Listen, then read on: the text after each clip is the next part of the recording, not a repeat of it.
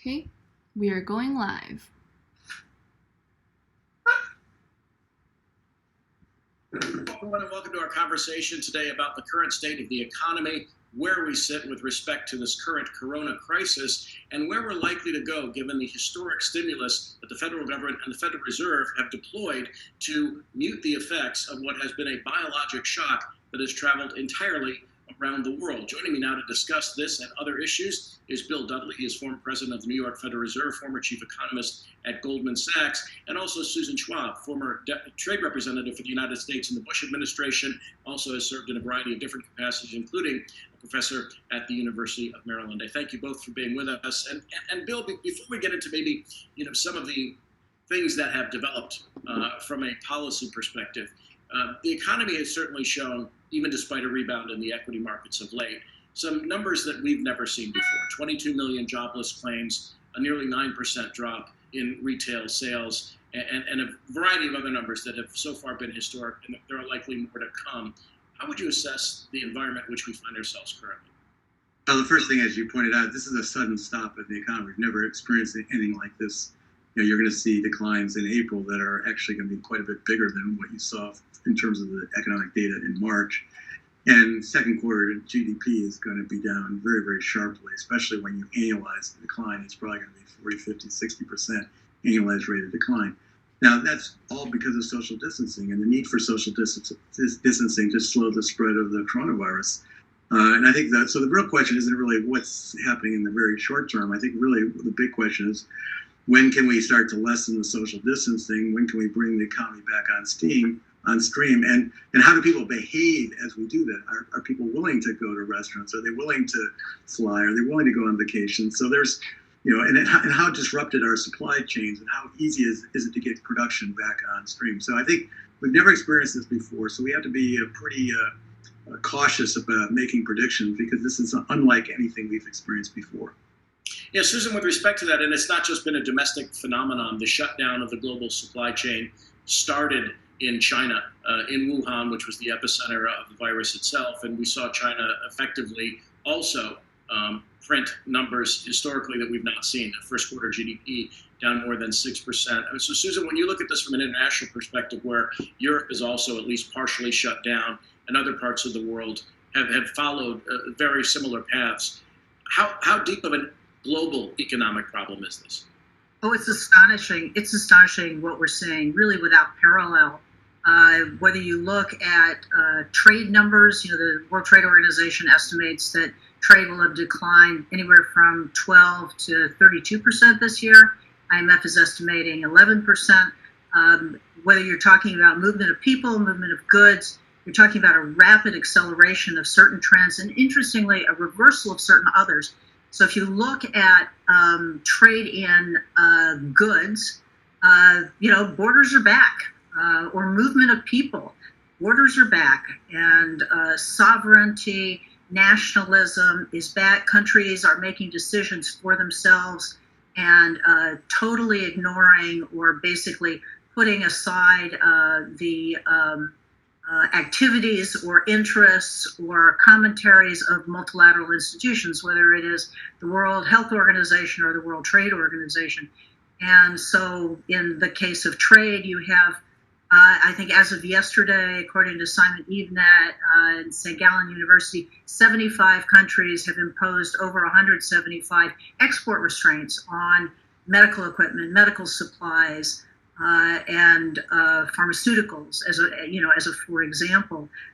In terms of movement of people, even in the EU, the Schengen area, you have a shutdown in the movement of people, and there you could argue. What is that in the EU, just in case anybody doesn't know? So you have within the Schengen area, among the majority of the EU member states, you had free movement of people, and so here you've got an example of both an acceleration of an existing trend. If you think about migration and refugees, right? So those borders were starting to shut down in a lot of countries around the world, as distinct from a total reversal of a trend when you think about movement of people, tourists and tourism, total lockdown. And a real question, how do either of these, whether it's movement of goods or movement of people going forward, how is that going to change in a post-COVID environment when we're even having difficulty talking about how do we start the economy back within our own, countries? And the EU is a great example. When you look at this, the EU was designed to have free movement of goods within, among the EU nations, and free movement of people among the EU nations. And that is not happening. And Bill, that's an issue that's becoming somewhat obvious here in the United States, almost reverting to the days where we had the Articles of Confederation, and we also had state borders and different tax regimes and such before the Constitution was written. So within the United States, Bill, as the president yesterday laid out the approach that we may take to reopening the economy in stages, and I do want to come back to policy issues, but Bill, with respect to this kind of uneven rollout that we're likely to have, how quickly can you normalize gross domestic product or employment for that matter? Well, I think it all is going to depend on the course of the coronavirus. We don't know exactly what's going to happen when we actually relax the social distancing requirements. We also don't know how people are going to behave relative to the standard that we actually set. Are they going to take it very seriously, or are they going to be a little bit more lax in terms of how they associate with one another? So the key question is going to be, when we start relaxing social distancing, does the coronavirus epidemic start to pick up again? If that's the case, then this is going to be a long slog until you actually get a vaccine or you get antivirals that are highly effective to actually bring the economy back to a sort of normal set of circumstances.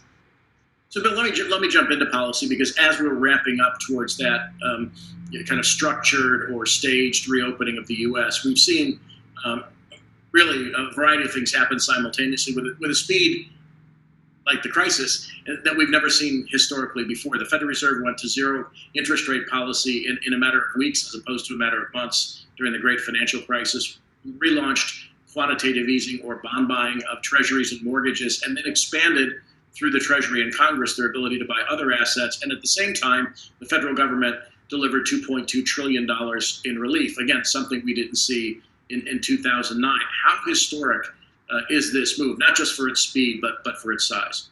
Well, I think there's two things that are very different from the financial crisis. One, this thing is moving very, very fast. You think of the financial crisis that sort of started in August of 2007 and didn't really wrap up until the spring and summer of 2009, so almost 2 years. This is happening in a matter of weeks and a couple months. The second is, I think the villain of the piece here is very different than it was during the financial crisis. During the financial crisis, it was large financial institutions that weren't, let's just say, behaving that well. And so that made it much harder to mobilize the political support to sort of rescue the financial system and prevent it from collapsing. Here, the virus is the enemy, and so there's a lot more political support. So you see how fast Congress and the Fed have acted to respond to this sudden stop in economic activity. And that's a really good thing, because it means that sudden stop in activity is going to not have a severe second round and third round effects as what would happen if they hadn't responded. That said, there's nothing that the Fed or Congress can do about this initial stoppage of economic activity. So there's going to be quite a bit of damage regardless of what Congress and the Federal Reserve do.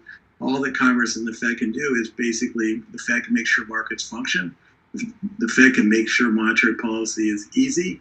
And Congress and the administration can make sure that the income hit that people are experiencing is filled by fiscal policy stimulus. So I think the policy reaction is very appropriate, but I think that we don't know yet whether it's going to be sufficient. Yeah, and let me ask you that, Bill, before I go over to Susan on this, because other countries have done some similar things, but maybe not in the same size. And Susan, I'll get to you on that in a second. But Bill, with respect to the size, and there's debate as to whether or not there'll be phase 4 and phase 5 programs. Phase 3 hasn't been fully rolled out.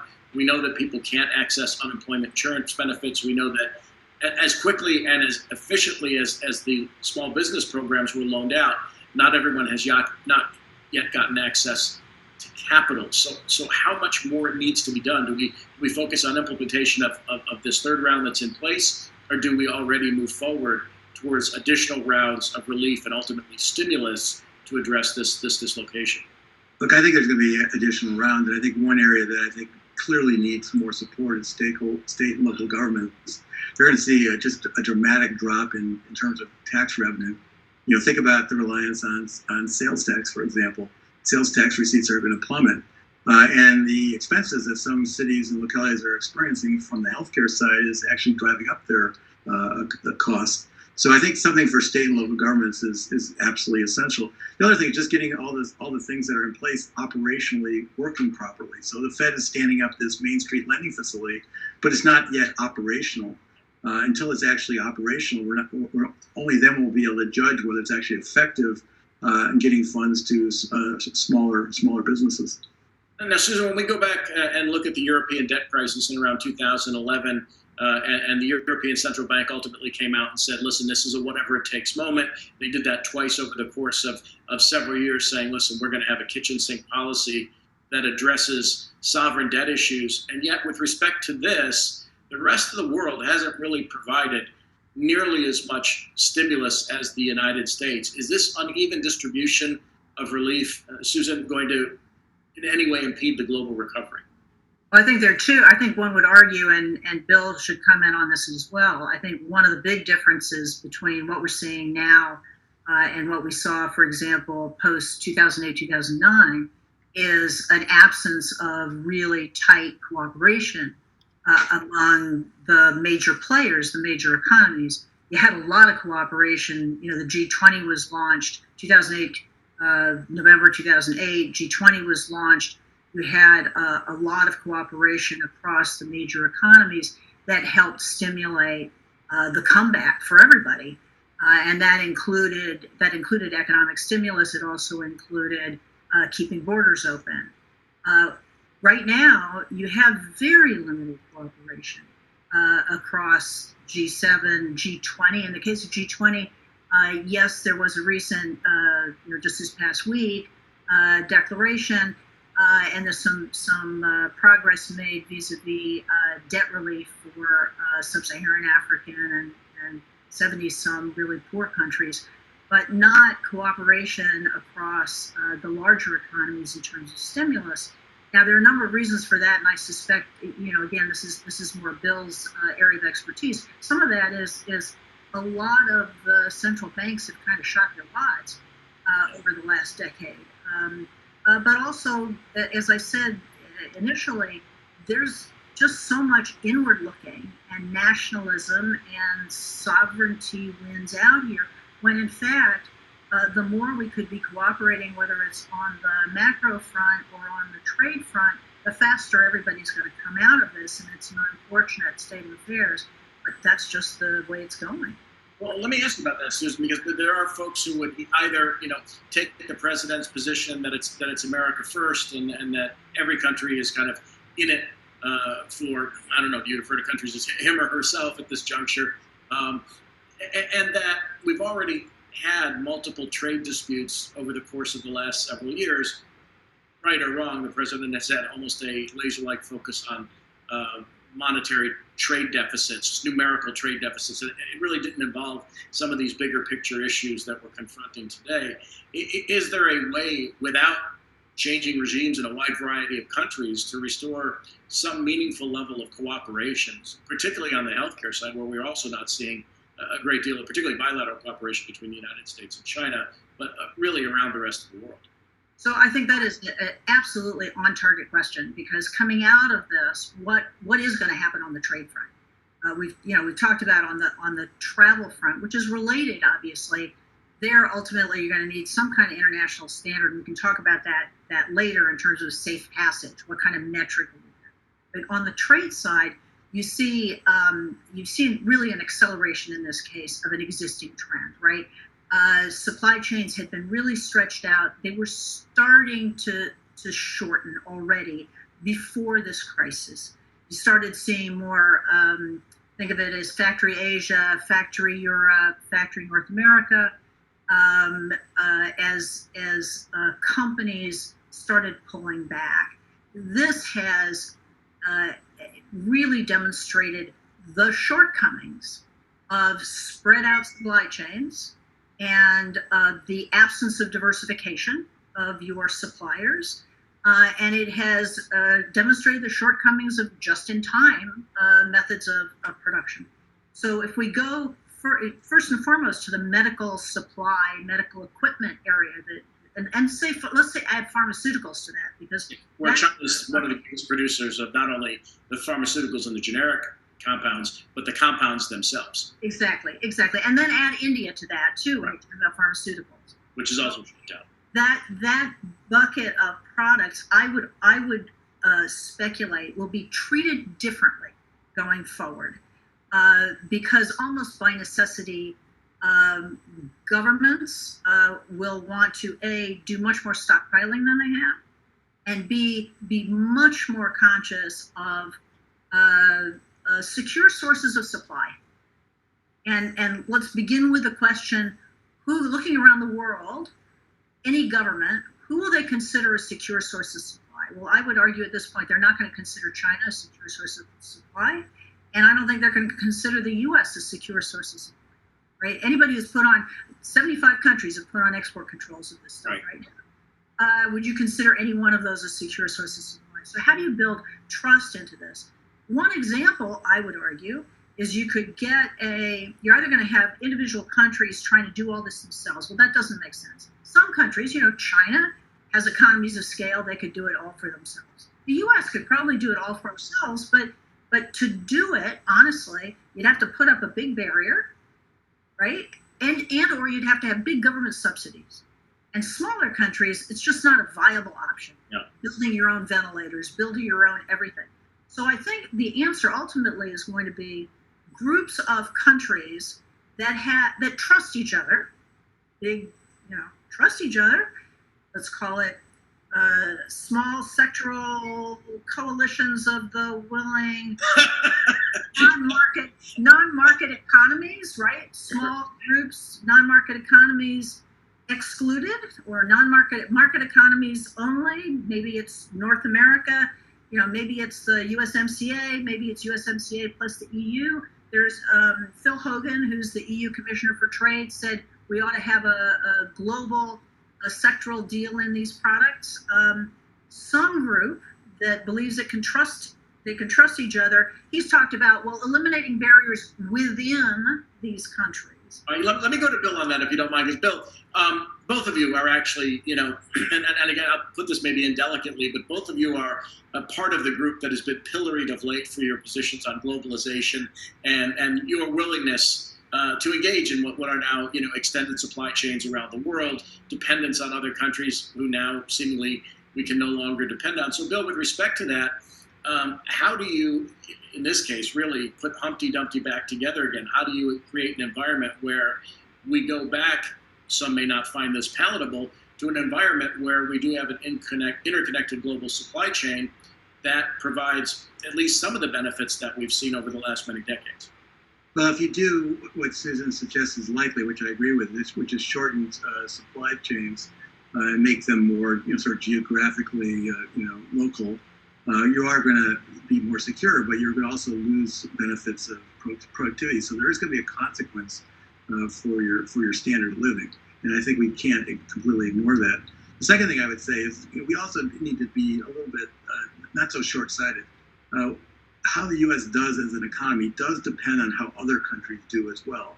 I mean, one really important issue right now is what's going to happen in emerging market economies, where they're seeing a big outflow of capital as everybody wants to go to the more developed world and hold their assets in dollars, and that's putting a tremendous pressure on emerging market economies. So if they do poorly, where's the demand for U.S. exports going to come from as we go forward? I mean, so this idea that we can sort of just be by ourselves and that there's no consequences in terms of what happens elsewhere, I think that's just completely incorrect. We really want to have a global recovery, and because if we have a global recovery, that will actually support the U.S. Through the trade side. And Ron, I think what you're going to see is going forward, perhaps more segmentation in terms of the market. So ideally, as Bill said, you will have more open commerce in sectors that are clearly not national security defined. We now have a new definition of what is national security defined. Let's start with the obvious one. You are not going to be able to persuade governments that ventilators and or certain pharmaceuticals and or medical supplies are not national security goods. And therefore, those governments are going to want to find a way of ensuring that they're ready for the next pandemic. And how do you go about doing that in the most efficient way? And that may unfortunately have the kind of costs associated with it that Bill talks about. And that may mean temporary barriers. It may mean government subsidies, but the consumer ultimately is going to pay for it. You're paying for the national security. You're paying for the national security implications. You're buying insurance, basically. You're buying insurance. That's right. But you don't have to do it across the board. You have to decide what is it that that you really want to continue to be efficient in your market. We don't need necessarily to be making textiles and apparel and footwear and certain other things in this economy. Toilet paper. Right. We've gotten into kind of the longer term, almost quasi-theoretical issues that we're going to deal with on the other side of this bill. Let me bring it back to the nearer term, which is the enormous debate in a post-corona world, what the economy looks like. In fact, even just with respect to the recession, is it a V-shaped recovery? Is it a U-shaped recovery? Is it an L? Is it a W? We've been hearing people theorize, about the duration of this, the severity of it, which, as you already pointed out, if you see GDP, which no one is currently forecasting a 60% drop, that would make the Great Depression look small by comparison, however brief it might be.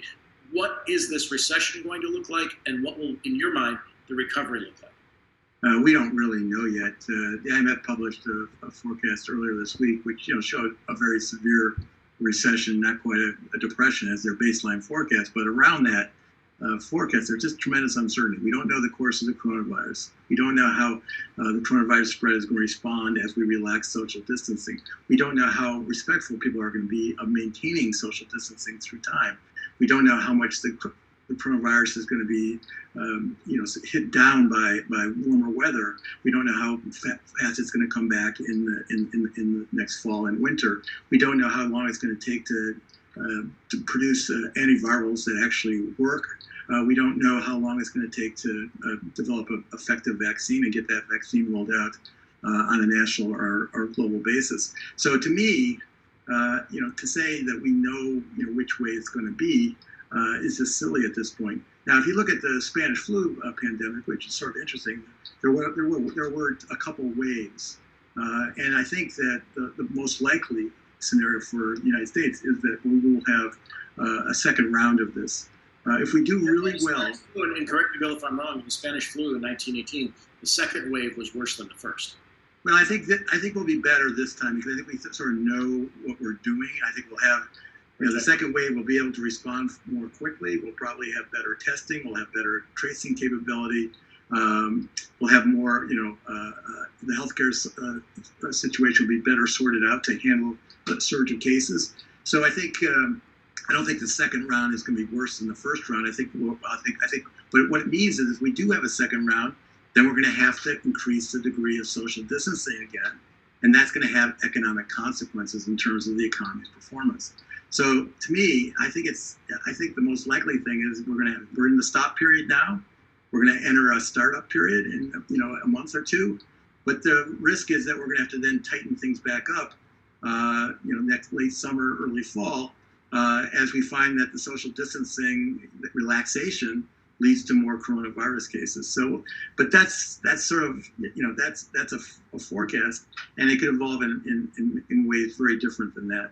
Yeah. With respect to global trade, however much we have been distancing ourselves, not just socially, but with respect to, as you described earlier, export constraints or restraints, the likelihood that individual countries are going to be more than willing to see ships coming into port with people from other nations that may or may not have solved this issue yet. What kind of longer-term impact is this going to have on trade as we try to recover domestically? Well, I think this is going to have a long-term impact on trade. If you think about, first of all, this is one area where this is an acceleration of an existing trend, because you had a growth of trade barriers going forward since 2009, actually. So this just accelerated it, and differences at the World Trade Organization have compounded that. So now you have, on top of that, you have a situation where, you know, your ship's captain and the ship's crew can't get off the ship. You can't unload the goods. Are the goods contaminated? Now, keep in mind, there are some solutions that are already potentially out there, because you think about products that I know, for example, FedEx has that are put into airplanes to address, to track products moving. Right. Like RFID. Anti-terrorism doodads that companies use. That's a technical term that we use in. Exactly. Or a good term of art. Yeah. But SenseAware that goes into packaging to ensure that products are getting from one point to another without being interfered with. So like if you type of process. Right. So if you've got again some kind of safe passage, now here you have to have an international understanding and agreement about what constitutes safe. Right? Who is going to give the good housekeeping seal of approval that this shipment, it doesn't have COVID any kind of COVID tainting on it before it leaves the port, as distinct from before it arrives here? Or are you going to have to check out everything when it arrives? So in terms of human passage, I brought a show and tell. Some people may actually remember these shot records. I used mine as recently as January. But we're used to traveling with visas. We're used to traveling with shot records to certain countries that say, prove to us you've had your yellow fever shot.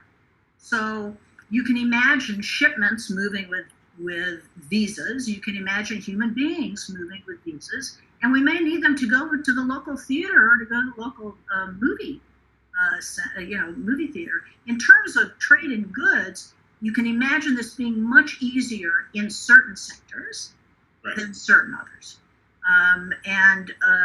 The World Customs Organization will be helping with that. World Trade Organization can be helping with that. But you have to have countries coming together and agreeing on what those standards are. Bill, Susan just alluded to something that you kind of mentioned earlier on, which was the behavioral nature of the recovery. And when Susan just did her show and tell with those shot records getting on a plane, the big question is, are we even going to get on a plane anytime soon, knowing what we know now? On this day, a year ago, somewhere in the neighborhood of 2.2 million people passed through TSA versus somewhere in the neighborhood of 80,000 today, which is the lowest level we've seen since air travel was first popularized in 1954. They're talking about maybe eliminating the middle seat. They're talking about a whole host of, however bizarre this seems, social distancing measures on a flying tin can. How willing are people going to be to engage in travel, particularly mass transit and air travel, when we've already seen this type of shock? And unlike 9/11, there's going to be maybe a longer and deeper effect on the psychology of this. I think people are going to assess it on a basis of risk. And I know there's how many coronavirus cases are happening in my locale. If the number is very low, they'll probably feel pretty comfortable to travel or see their friends or go to restaurants, go to sporting events. But if the number of cases in their locale is higher or is climbing back up, then I think they're going to be very reluctant to engage, even if the government doesn't have any explicit stay-at-home orders in place. So I think people are going to be watching. They're going to be watching the coronavirus statistics very, very closely. If I could just turn back to a point that Susan was making, which I think is really important, it really is essential to have international cooperation to establish a set of protocols, a set of rules that everybody accepts. If every country tries to go their own way and say this is the rules that are going to govern trade and are willing to accept goods and services at our borders, you're going to have a lot of chaos. And you're going to drive up costs, and you're going to introduce a tremendous amount of inefficiency in the system. So I think it's very important that we engage as a country internationally to try to develop these protocols and standards. Because if you have a standard that everyone agrees to, it's much easier for people to implement that around the globe. Can I add something on the travel side? As someone who has spent most of my life traveling, I would speculate here that by the time we all come out of our man and woman caves, there's going to be a lot of pent-up demand for travel and for experience. Listen, I mean, I traveled more than I ever did in my life last year, and I've been home for a good 5 weeks. As crazy as it sounds, I am dying to get on an airplane. Well, this is it. And so here I would say there are two things. One, Bill talked about it. If countries that are able to clean up and that are considered and perceived to be coronavirus safe will be the first destinations that tourists and business people go to. Second, the minute that pilots and flight attendants are comfortable being on those airplanes, people will be comfortable, passengers will be comfortable getting on those airplanes. And initially, I suspect there'll be pretty good deals to get on those airplanes. Yeah, I would suspect so. But let me come back to that, though, because with respect to the behavioral part about this, once again, as much as I say that, and my colleague Jim Cramer said this, and I think to a certain extent, maybe crudely, maybe a little inartfully, but he said yesterday morning that with respect to some of the things that we're going to do again, you have to take death off the table. So in other words, if we have a therapeutic, let's say something like remdesivir that yesterday was identified as helping to eliminate or alleviate the symptoms of COVID, that if you know you're going to get sick, but you're not going to end up on a ventilator, you might take the chance. But if the risk of ending up in a hospital on a ventilator where only 20% of the people come back out, you're not going anywhere, even no matter how much you want to. Yeah, no, I think that's exactly right. And also, you don't want to expose yourself and get the coronavirus, even if you don't have a severe case, because you want to interact with people, your loved ones, who might be, you might inadvertently infect them and then you have a bad outcome. I mean, I have a 97-year-old mother right now, which I can't see. The place that she stays is on lockdown, so I just call her every night, and that's how we communicate. But I'm going to be pretty careful when the lockdown ends and I can go see my mom. I'm not going to want to put her at risk when things loosen up again. No, let me come back just to the core of the economic question. I mean, we know we have to deal with the biologic issue, and that's the solution to the economic problem. But as stated at the top, we have 22 million people now unemployed. We have wiped out all the job gains, though not the same jobs that we've seen since the end of the great financial crisis.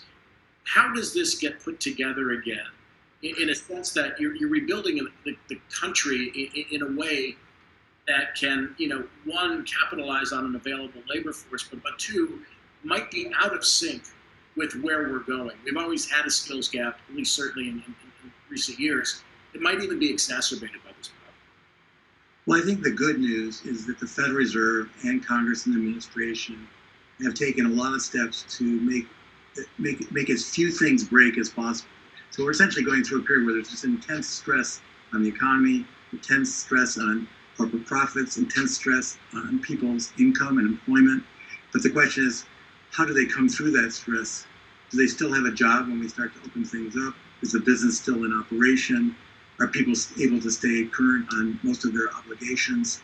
Are there going to be a wave of bankruptcies and defaults? Or is the government going to provide sufficient aid that we can come through the other side without a lot of breakage? So I think the good news is I think the Federal Reserve has done a lot to basically ensure that markets continue to function. And markets functioning well is important because that's really the medium by which borrowers and savers get together. And for people to borrow, you need to have someone on the other side that's willing to provide them with funding. So that is really important. The second thing is Congress and the administration have basically passed legislation to support income and support the ability to people to continue to stay up to date on their obligations. And if that's the case, then there'll be fewer bankruptcies, there'll be fewer business failures, there'll be fewer, restaurants that just go out of business. And then it'll be easier then, if that's the case, to bring things back on stream as we loosen the social distancing. So yeah, the goal at this point is to lessen the social distancing intelligently and make it so that there's as little breakage as possible as we're going through this sudden stop in the economy. Because, under normal circumstances, the three of us would be in Washington, D.C., Los Angeles, Miami, Dubai, having this conversation, which would involve travel, which would involve the three of us sitting then 6 feet apart. When we start talking about businesses that are reliant on travel and reliant on international travel, which we have seen accelerate, even despite some philosophical changes of late, international travel has not slowed. What's the recipe for restoring that to something as close to normal as possible? Well, Ron, in my opinion, it's basically about making that travel safe. So at the end of the day, if people feel like they can safely travel without have a high risk of catching the coronavirus, or if they catch the coronavirus, that there's a good treatment so that they're not going to be at risk of death, then I think that those patterns will reassert themselves. But I think it's going to be. Again, I just want to go to Susan real quick.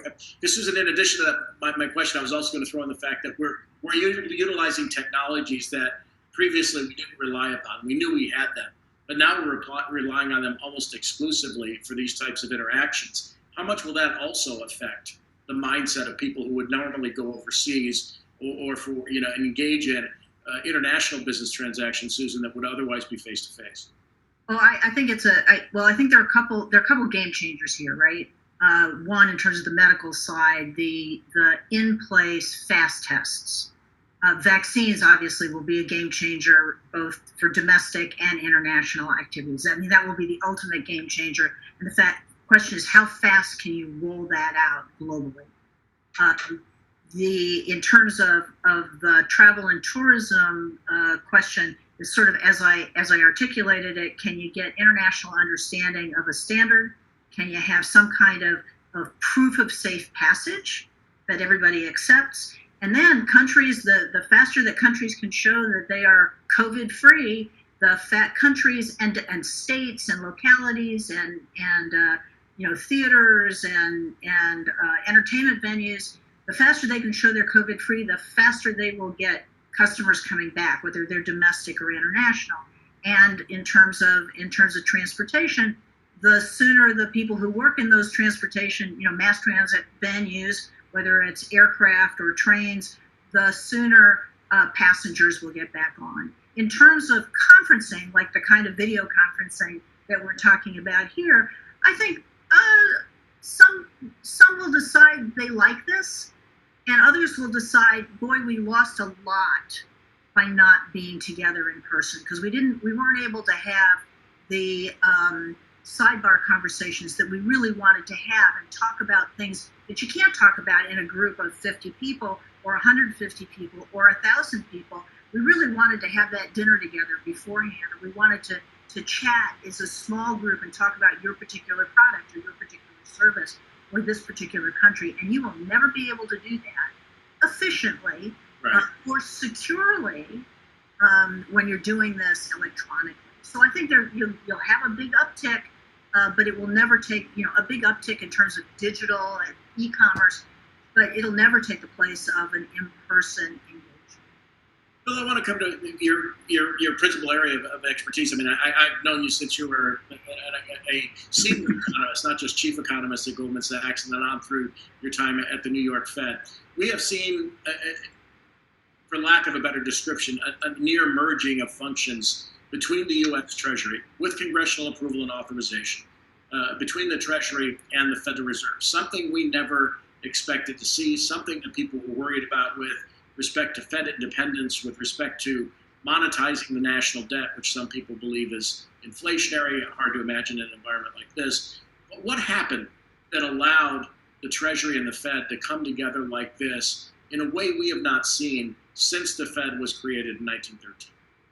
Well, I think the obvious answer to that is that there's a broad consensus on both sides of the political aisle that the Treasury and the Fed should be doing this. If this had not been bipartisan, it'd be a lot more difficult for the Fed to step forward and to embrace with the Treasury. But this is supported by both the Republicans and the Democrats. So I don't think the Fed's at risk politically. The Fed at the end of the day is a creature of Congress. So if Congress tells the Fed that they want the Fed to do something, the Fed is normally going to do that, especially if it's bipartisan. So I don't really think that this issue of Fed independence is really relevant right now. The Fed is a device to basically leverage the fiscal monies that Treasuries advance so that the Fed has more capacity to lend. Essentially what's happened is that the Treasury has given the Fed $450 billion that the Fed can leverage 10 to 1. So that means the Fed can provide $4.5 trillion of credit to support U.S. markets and the U.S. economy. So that collaboration is very efficient compared to the Treasury just spending the $454 billion and then you're done.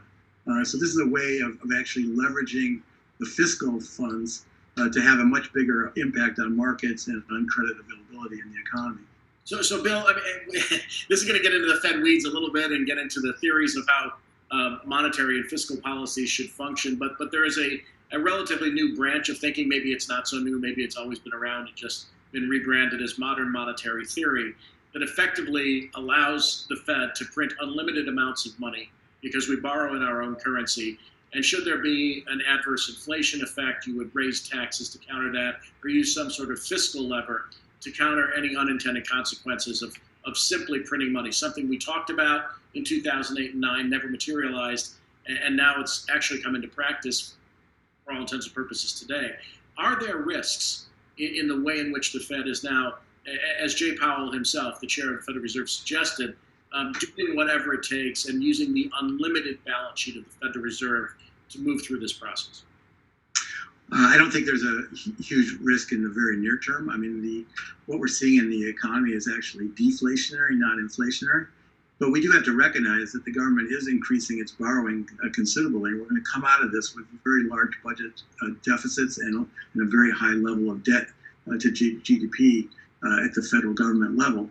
So there's no free lunch. I mean, modern monetary theory sort of acts like you can just, print a lot of money, spend it with no consequence. That works maybe well in a closed economy where you're not depending on the willingness of foreigners to invest in your financial assets. But in this case, we really do depend on foreigners, and if they lose confidence in the U.S., the dollar would depreciate sharply, and that would be definitely inflationary. And Susan, I know this is not the area that you spend a lot of time on, but we are seeing, from a policy perspective, around the world, various degrees of this type of thinking, and we're seeing, and it's not necessarily harmonized, as you pointed out either, nor is trade policy, but as we see many countries do the same thing at once, though in somewhat different manners.